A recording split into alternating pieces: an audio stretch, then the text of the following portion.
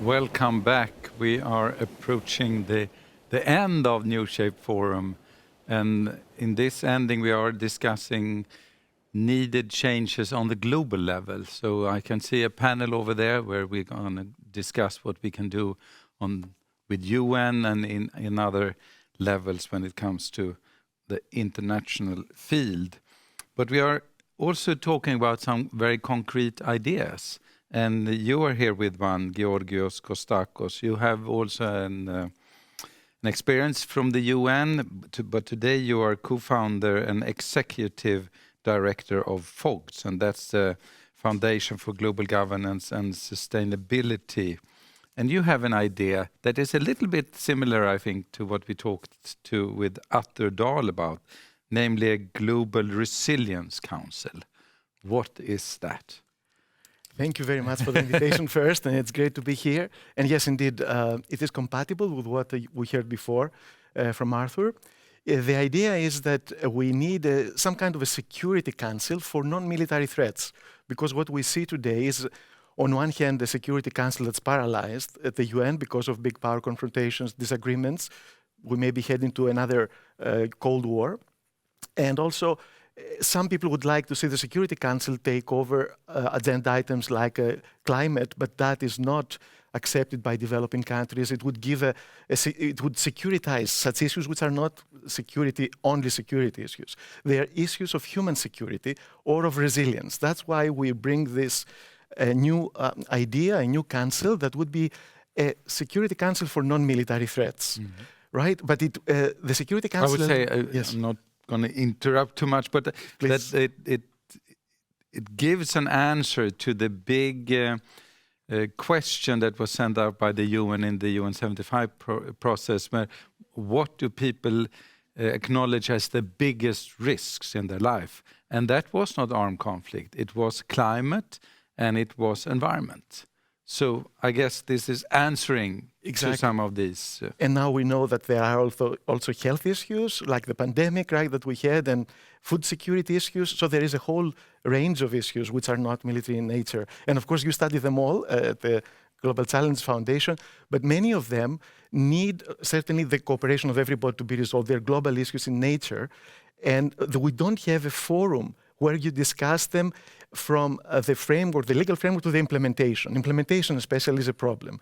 Like when we see the Climate Convention, UNFCCC, discusses, reaches an agreement on the framework for action and agree on goals, right, 2 degrees and lower, of course, 1.5, etc. But then how do you bring together the industry, the economy, and everybody else to implement? The UNFCCC does not have the mandate, does not have the resources to do that, right? So you need something bigger that can bring all the relevant players together, like a whole of society, a whole of government approach at the global level, and with some teeth, which means eventually you can also impose sanctions. That's the Security Council part, that if there are parties that are not doing their part to address this issue, then you can impose sanctions, or you can specifically request them to do something with a deadline and all that. So we hope that this will be considered seriously as an alternative, as an additional instrument. And what I heard from Arthur before is mainly for the environmental field, right? So we do need to think of the Earth and the Earth system as a global public good, and we have to manage it in a much better way. But we also have to think of the social aspects, the economic aspects, all these other elements of what we call sustainable development and security and human security. And that, I think, would be the place to discuss them all, right, and bring all the necessary players. Because when you talk about the necessary players, there is also wind in Europe and in this country and other country that people don't want other people to take decisions over their head. True. You just need to leave Stockholm, and people say, no, Stockholm is not going to take decisions on that, or the country, or the EU, or on the global level. And here you decide something with relevant players that also should have a mandate to take operational. How will you give the legitimacy to that? participation gives already a big degree of legitimacy, and who are the relevant actors? They're not only countries and regional organizations like the European Union, but also we have, of course, the private sector. We have the scientific community that Arthur also talked about. We have parliamentarians around the world. We have local authorities. All these people and even religious leaders and others. We saw that an intervention by religious leaders before the Glasgow COP, right? So everybody represents a constituency, and if we bring them all together, and of course civil society in its various forms, and youth and women, then if they are consulted in the process of decision making, then they can bring back to their constituencies the element of trust, legitimacy, and the need to act, because to address these issues, we have to act, each and every one of us. It's not a matter of making a decision at the highest level and then the problem is solved. We have to change a lot of things. I asked Arthur, because you see now there are some different ideas about that, and we are going to talk, I think, a bit about the Secretary General's common agenda, where he talked about the trusteeships for the common goods. Is that in line with your ideas? Of course, yes, there is a lot in the Secretary General's report that could be covered by such a Global Resilience Council, and elements of that we've seen his emergency platform in this Economic Security Council when he brings the G20 together with ECOSOC, this Trusteeship Council idea. But for me, having studied the UN in my postgraduate studies and being an engineer wanting to also get practical results, if we get stuck with the Trusteeship Council, which means UN Charter amendment, and there are issues with the Trusteeship Council, it has been defunct for a long time, its membership is not clear, it's the permanent members of the Security Council plus others, it is a bit of a messy situation to get entangled in that. So a fresh start, which also can be done without charter amendment, because there are ways to do it like that, I think would be a much easier thing to push. Okay, we'll take your idea to the sofa. Absolutely, thank you.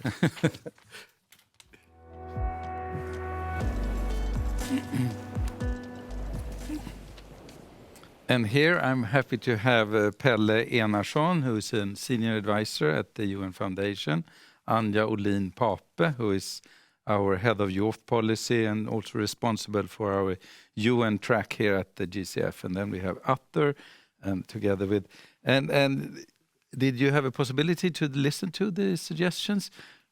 Pelle, what is your comment? Well, first of all, I have to say that we need all these ideas on the table. Otherwise, we won't develop. So in general, we need to have more of these ideas, and it's brilliant to listen to your presentations and hear your different suggestions. I've been more involved in the process leading up to our Common Agenda report and the concrete suggestions in that. Which is maybe a more step-by-step approach. And Georgios, you question some of the reality of those proposals, but I would say this is a realistic way of moving forward on some of these ideas that you are capturing.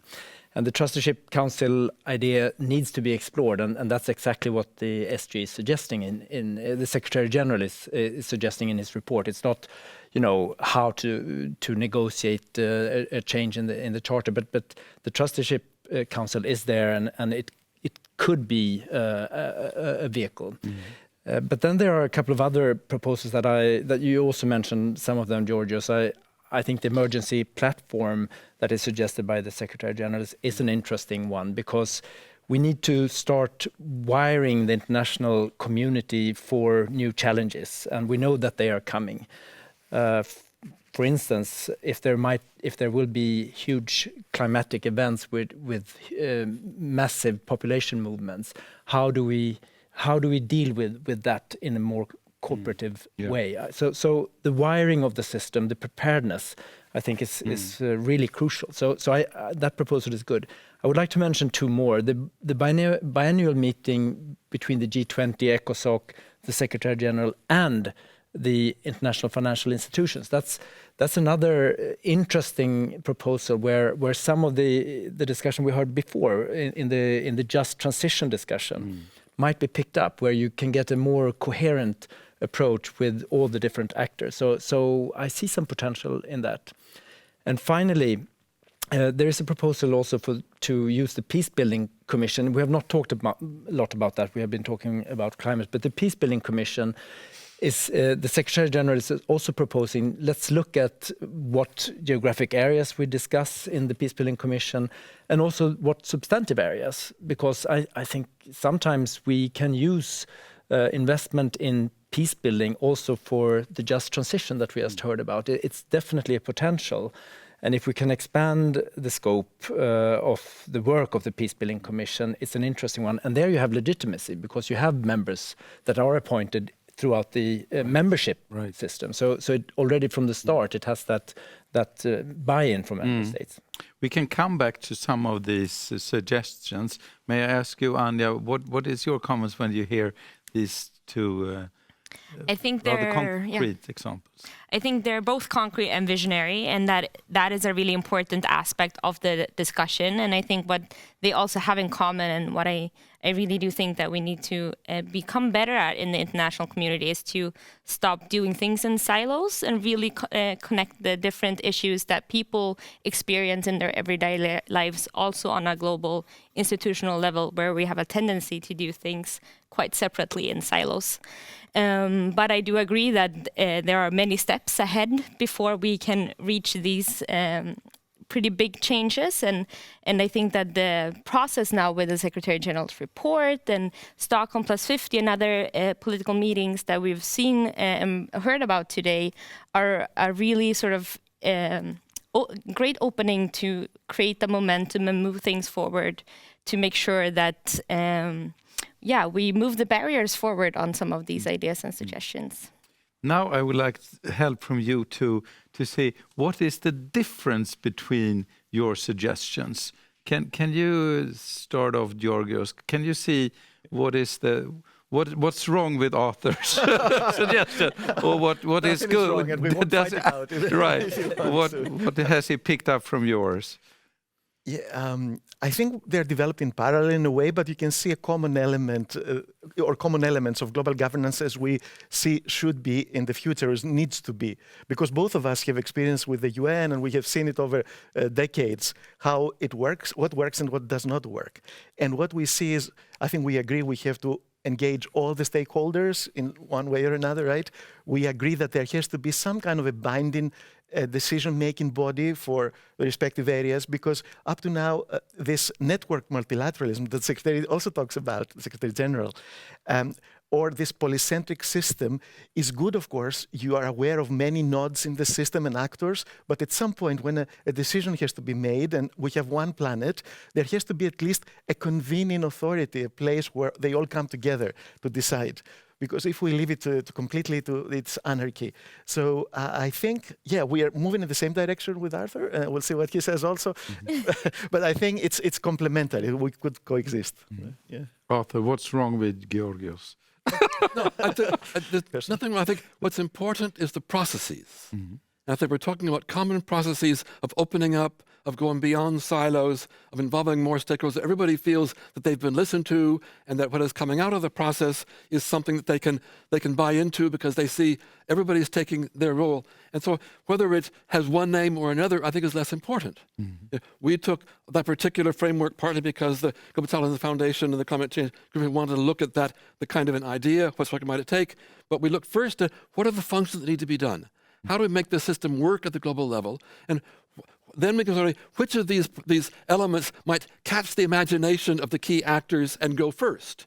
And we could easily, shift, depending on one or the other, as long as we're moving forward in the right direction, and as long as we're filling the gaps in the system, the failures of the voluntary approach. And I think Secretary General has identified many of those as well. And I think we shouldn't be arguing about the names or the details. Is it trusteeship or resilience or whatever, or environment? But let's say, how do we make certain that we're turning to the global level the kind of government we accept as normal at the national level. We accept as normal to have a legislator that makes laws, and people have to obey the laws, and if they go through a red light, that they get a fine for it, and so on. And we have a court. We should have the same structures at the global level, that we accept as normal at other levels. But what form it takes is less important. Right. I have a question here from a viewer saying, which actors are likely to be the chief spoilers of your idea? the vested interests. I think all of those, those people who are, captive to power and wealth and ego and so on, whether it be in the individual leaders, power corrupts absolutely, whether it be in the corporate structures where everyone's trying the biggest and the best and the strongest and the richest, those are the values of separation. And we need to say, how do we find the common values of cooperation, working together? A bit more humility, a bit more moderation, would be very beneficial in the system. And so that's where I think those who are fighting against that to defend their own little bailiwick is where we have the greatest problems today. Yes, I agree that we have to expose those who use only, let's say, because everybody talks about green development today, or corporate social responsibility, but they don't mean it in practice necessarily. So we have to expose that, because they're also the good people they get a bad name because of them. In their own sectors, each one of them, the good people, should push out the bad apples, let's say, and all together, when we focus on resilience as a global public good, when we focus on the joint management on some global commons, I think it will be clear whether everybody does their part. So, yeah. So their goal is going to be some people. We cannot be 100% in any solution, I think. The global common goods. I think that, for me personally, that's what I'm interested to defend. And are they, as I understand, they are really on the table in your discussions? Yes, and of course, one of the proposals from the Secretary General is to appoint a high-level advisory board, which is part of the proposal in our Common Agenda report, which will deliberate on this, and it will see a debate coming out of that, and that will be a preparation for a summit for the future in 2 years. So I think that's a very interesting process that we are looking forward to engage in. On the spoiler question, I think we have to see the different perspectives on this as well. And we heard in the debate earlier about the just transition. I think that is a really critical point. Many developing countries that have seen the growth in the West are now seeing that we are trying to close the door in a way. And I think there needs to be this more comprehensive package also of support in this transition. I really think that has to be part of the package. Otherwise, it will be very hard. So I think I don't necessarily see that there are evil spoilers, but everyone has their own perspective, and we need to address those issues as well. Another issue or another suggestion is also an envoy for future generations, and I think that not the least the younger generation has put a lot of energy in this and are also affecting the debate, because you can really see they are the ones that are going to live here. And Anja, can you explain a little bit about the UN strategy that you see is important? What is it that the UN has to do to fulfill these dreams of those that have their life ahead of them? Yeah. I think there's a real momentum now, as you've also mentioned, this discussion about the summit in 2023 for the future, to really revitalize and ensure that the UN is really fit for purpose and can answer to the challenges and problems that young people are facing during their lifetime, and humanity are facing, of course, but young people for a longer time and future generations as well. And I think there was a very interesting discussion actually yesterday on this, on also the trust and sort of the belief in a multilateral system, and that we somehow have come a long way thanks to the multilateral system, but we still have a lot to prove that the world can actually step up and deal with these catastrophic risks that we are facing. And I mean, 42% of the world's population is young. 90% of the world's young people live in developing countries. There's a huge generation coming that we really need to make sure that they have the possibilities to live prosperous and healthy lives.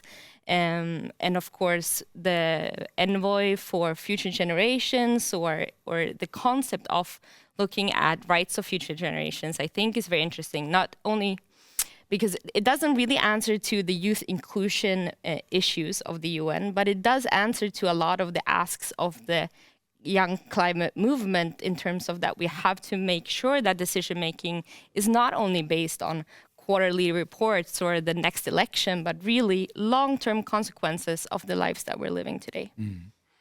Yeah, that's very interesting. Now I suddenly forgot my very interesting question on this. Let me go back to my paper here. Yes, when we talk about just transit, I think that a very big challenge is the legitimacy. The legitimacy for someone to take operational decision making here. And therefore, Pelle, to you, how do you see the geopolitical situation here? Is there a need for alliance of the willing? And for the rest of you, can an alliance of the willing be a threat to where we all should be? Or can an alliance of the willing be a starting point for something that we are all in? We took the example of the coal and steel union, but sometimes alliance of the willing are standing on the side. Can you elaborate a little bit on that thinking? Yeah, I think really the challenge of climate change is really all encompassing. It really matters to everyone. So I definitely see that we need to cooperate around this issue. We cannot divide. I mean, the global common is global. So we really need to find a common approach. I think we are in a fork in the road here because we are seeing geopolitical tensions. Actually, I would hope that the cooperation around the transition would mend some of that geopolitical tension. So that would be my hope, and that's what I think we need to strive. If it becomes a divisive approach, those tensions will increase, in my view, which will be a very dangerous path. So there isn't a starting point with your resilience center or your agency that this could be an alliance of the willing as a start? But I think we need to be experimenting with these solutions, and often the willing can demonstrate something works.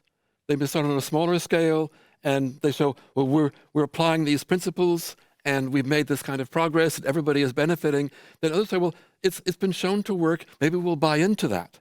So I think but I remember at the Paris Climate Conference, where the most unexpected country, the Marshall Islands. I'm a specialist in small islands. I've always defended these tiny fragments of countries. What do you do with a population of 1,200 people in Niue, for example, or a country I drove around Nauru in 20 minutes, 20 kilometers an hour around the whole country, the edge of the country, and yet the Marshall Islands got together 100 countries for a strong agreement.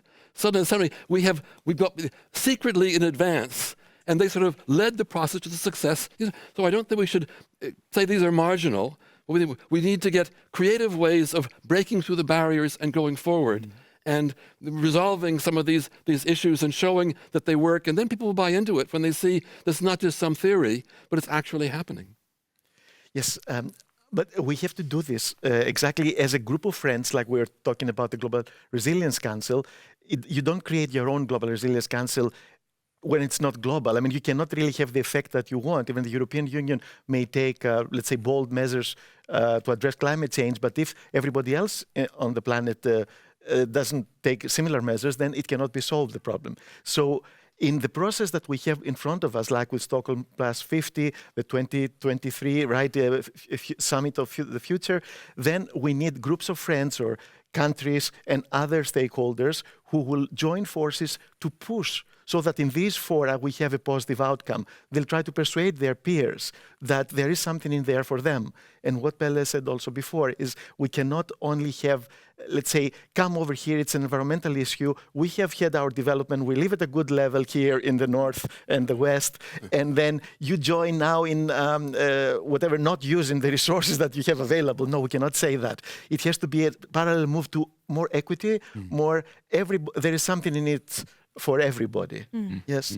Then we can Agree. Pelle, can you take us to that discussions in the UN, because it is complicated. You have a Secretary General and the understanding is that he wants to do things as quickly as he can. He understands the problem. But then there are all these different countries and different interests. How is the discussions? Well, I mean, the report only came about a month ago, and we don't really know. We don't know the details of the process. But some of the proposals are within the purview of the Secretary General to do himself. Using the UN system to support countries to build a better social contract. That's definitely within the mandate. The UN has offices in many countries, and there is development support for that. Some of the proposals, we discussed it before, like the Trusteeship Council, is much more complicated. As Georgios said, it probably involves a revision of the charter, and of course then everyone needs to agree and adopt, and that's a very long and difficult process. So I think we need to look at different proposals. Some of it will be debated now. We need to create mandates for the different meetings that we have. The high-level advisory board, that's within the purview of the Secretary General. So I think things are going to happen. There will be a process in New York in the General Assembly to push these proposals forward. But then we need the coalitions of the willing in another way, and that's all of us in the civil society and others to engage in this and see the opportunity in it. So we need the good forces to continue to engage and tag along in the process. And we have talked about an agency or a resilience center where you take responsibility for the common goods and where you also have some legitimacy for legality and operational. But if there are disputes, I think there still perhaps is a need for courts. Anja, can you tell us a little bit about your hopes when it comes to international courts? Absolutely. I mean, at the foundation, we're really excited about the developments. And as I've said repeatedly, the moment in time, I really think that as civil society and as sort of really keen actors on UN reform, we need to gear up now together with our friends and allies in terms of pushing the barriers forward. And the foundation has a lot of different ideas and a lot of different good partners in terms of developing solutions and reforms. Ecocide is one of those ideas that we're working on for the international court system. But we're also really looking into a more also stronger mandate for the courts and the rule of law system. But also protection for the global commons, as we've discussed, but also strengthening the role of youth, peace, and climate action within the UN system as a whole. So there's a lot to be done in the 2 years to come.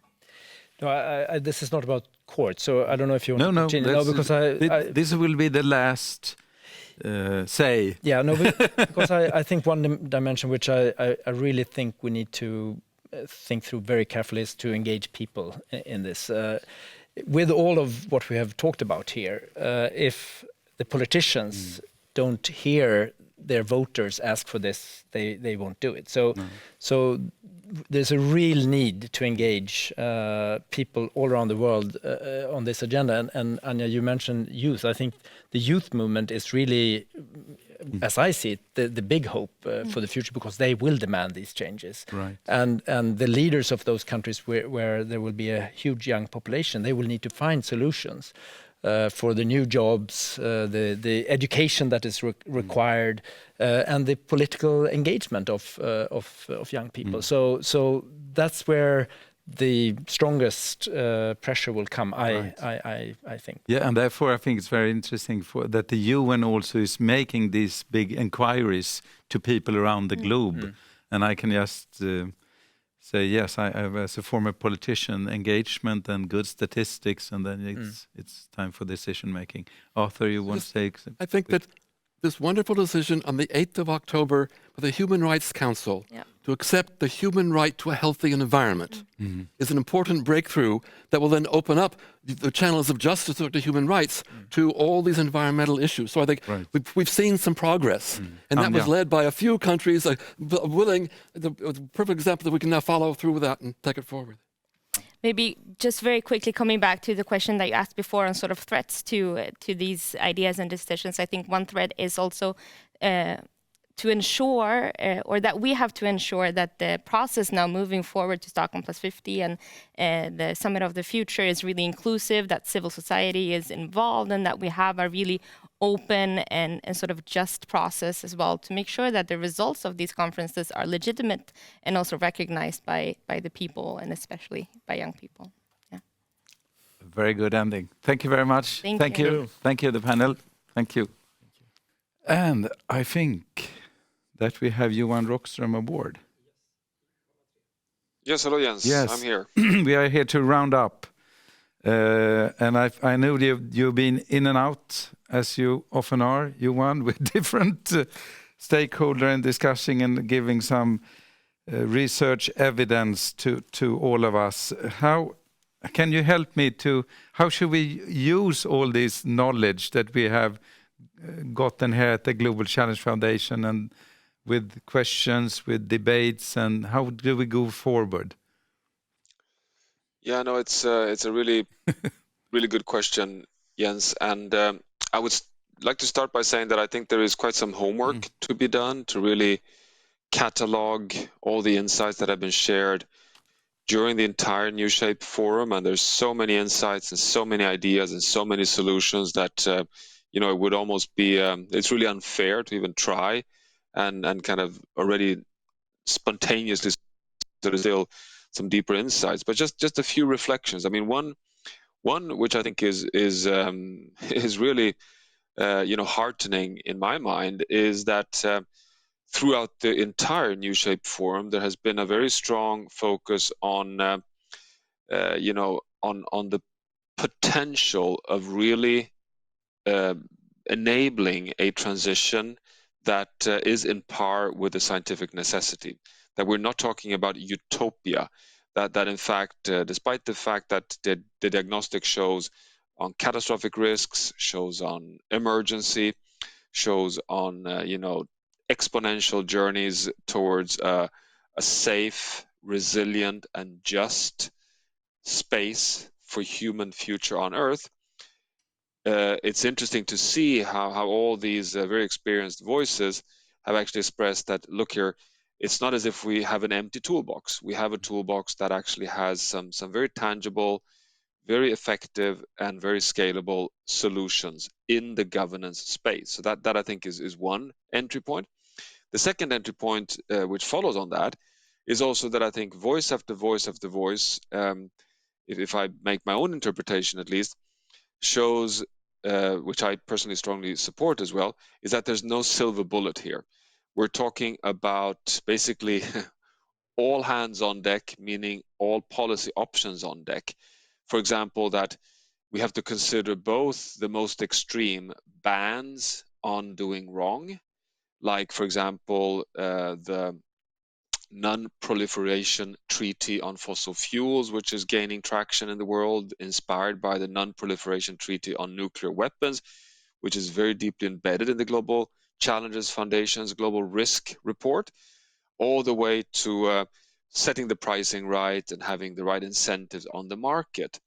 And I think if we can consider, and that's where I think the scientific frontier is as well, that these complement each other. We have so much evidence today, for example, that it won't be enough to just have end dates on the internal combustion engine, because if that is not connected to a global price on carbon, we will have rebound effects where we will have decades of continued use of fossil fuel-based vehicles, but just on other markets in the world. I think this last panel showed very clearly that global commons means that we are in a global community, if I quote Pelle in the right way. So I think we have a lot of insights to put forward here, and that we're talking about multiple cross-scale actions. And then my final take home would be that we are redefining the global commons. We're talking about systemic interconnected risks, and that we have to connect the scales. I think that has also been very clear that you cannot do everything just global, but you can certainly no longer do things locally or regionally.